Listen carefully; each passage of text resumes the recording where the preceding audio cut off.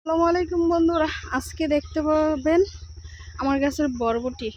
এই যে কয়েকদিন আগে দেখাইছিলাম ছোট্ট ছোট্ট, মাশাআল্লাহ দেখুন ইহা লম্বা, দেখুন কত লম্বা মাশাআল্লাহ। এই যে দেখুন এগুলা অনেক ছোট, আর দেখুন এই যে এদিক থেকে ওই দিক পর্যন্ত কত লম্বা হয়েছে দেখুন, প্রায় 2 হাতের কাছাকাছি হয়ে যাব।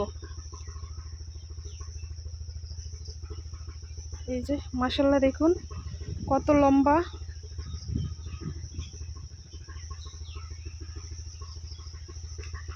আর এদিকের বরবটিটা